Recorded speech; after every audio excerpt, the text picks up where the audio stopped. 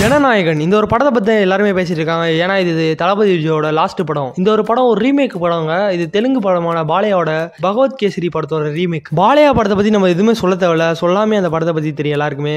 எல்லாமே அந்த படத்துல ஓவரா தான் இருக்கும். சூப்பர்மேன், ஸ்பைடர்மேன்லாம் இவர் வந்து நடிச்சாருன்னா ரிட்டையர் ஆயிடுவாங்க ஹாலிவுட்டுக்கு. அந்த மாதிரி பாலையா ஓல்டேஜ் தான் நடிகர்.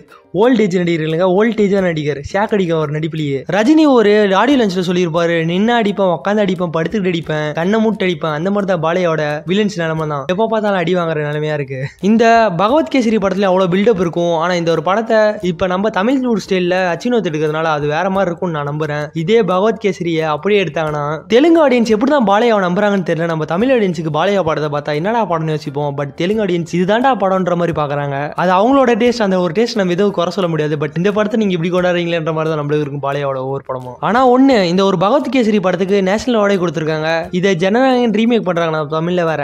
விஜய்க்கு ரீமேக் படம்லாம் புதுசு இல்ல. ஏன்னா நிறைய ரீமேக் படம் இவர் நடிச்சிருக்காரு. ஒக்கடோ, அது மட்டும் இல்லாம மகேஷ் பாபுவோட நிறைய படங்கள் ரீமேக் விஜய் தமிழ்ல எடுத்திருக்காரு. அந்த படம்லாம் தமிழ்ல வெற்றி அடைஞ்சிருக்கு. இந்த ஒரு படமும் அதே மாதிரி வெற்றி அடைஞ்சிச்சுன்னா எல்லாருக்குமே சந்தோஷம் தான். விஜயோட லாஸ்ட் படம் எல்லாருமே எதிர்பார்க்கிறோம் இந்த ஒரு படம் நல்ல வெற்றி அடையணும்னு. இந்த படத்தை பத்தி நிறைய அப்டேட் வந்துருக்குங்க. அந்த அப்டேட்லாம் பார்க்கலாம். அது மட்டும் இல்லாம இந்த படத்தோட கேஸ்ட் அண்ட் க்ரூஸ் யார் யாருன்னு ஒருக்க பார்த்துடலாம். தளபதி விஜய், பூஜா ஹெக்டே, அது மட்டும் இல்லாம பாபி டயால். இவர் வந்து அந்த அனிமல் படத்துல வந்து வரலாங்க. அவர் தாங்க அனிமல் படத்துல வில்லனா நடிச்ச ஒரு நடிகர். இந்த ஒரு படத்துல கேரளா ஆக்ட்ரஸான மம்தா விஜய் நடிச்சிருக்காங்க. அது மட்டும் இல்லாம நீங்க எல்லாருமே ஆல்பம் சாங் கிட்ட இந்த ஒரு நம்பர் தெரிஞ்சிருக்கும். டிஜி அந்த ஒருத்தர் இந்த ஒரு படத்துல நடிக்கிறாரு. அது மட்டும் இல்லாம பிரகாஷ் ராஜ் இந்த ஒரு படத்துல நடிச்சிருக்காரு. நிறைய நடிச்சிட்டு இருக்காங்க. இவங்களோட நிறைய ஆக்டர்ஸ் இன்னுமே நடிச்சிட்டு இருக்காங்க இந்த ஒரு படத்துல. இதனாலே இந்த ஒரு படத்துல நிறைய எக்ஸ்பிரேஷன் இருக்கும். இந்த படத்தோட டேரக்டர் உங்க எல்லாருக்குமே தெரிஞ்சிருக்கு, அச்சினோத். அச்சினோத்தோட ஃபர்ஸ்ட் படம் எல்லாருக்குமே தெரிஞ்சிருக்கும்னு நான் நம்புறேன். அதுதான் சதுரங்க வேட்டை, அதுக்காண்டி தீர்ண அதிகாரம் ஒன்று. இந்த மாதிரி ரெண்டு வெறித்தனமான படம் எடுத்த டேரக்டர் தான் இந்த அச்சினோத். இப்போ இந்த ஜனநாயக படத்தோட அப்டேட்ஸ் பார்க்கலாங்க. இந்த படத்துல எம்ஜிஆரோட போட்டோஸ், அதுக்கு வந்து எம்ஜிஆரோட ரெஃபரன்ஸ் இந்த படத்துல வைக்க போறாங்களாம். எல்லாருக்குமே எம்ஜிஆர் யாருன்னு தெரியும். அவர்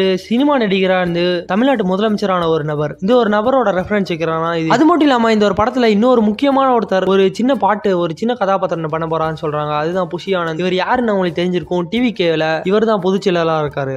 இவர் இந்த படத்துல வரதுனாலே எல்லாருமே சொல்றாங்க இந்த ஒரு படத்துல அரசியல் ரெஃபரன்ஸ் நிறைய இருக்க போதுன்னு சொல்லிட்டு இருக்காங்க. உண்மையிலே தமிழ் சினிமாவுக்கு விஜய் மாதிரி ஒரு நடிகர் ரொம்ப வருஷமா உழைச்சிட்டு இருக்காரு. அவரோட கடைசி படம் எல்லாருமே வெற்றி ஆடணும் வாழ்த்துக்கலாம். விஜய் பொதுவெளியிலே சொல்லிட்டாரு, இதுக்கு மேல நான் படமே நடிக்க போதில்லைன்ட்டு. அவர் உறுதியாவே சொல்லிட்டாரு. அந்த அளவுக்கு அவர் இந்த அவரோட லாஸ்ட் படம்னு சொல்லிட்டாரு எல்லாருக்குமே. இந்த ஒரு படத்துக்கு அவர் நடிக்காது அவரோட விருப்பம். பட் அவர் நடிக்கிறாரோ இல்லையோ, இந்த ஒரு படம் நல்லா இருந்துச்சுன்னா எல்லா மக்களுக்கும் ரொம்ப சந்தோஷம் அடைவாங்க.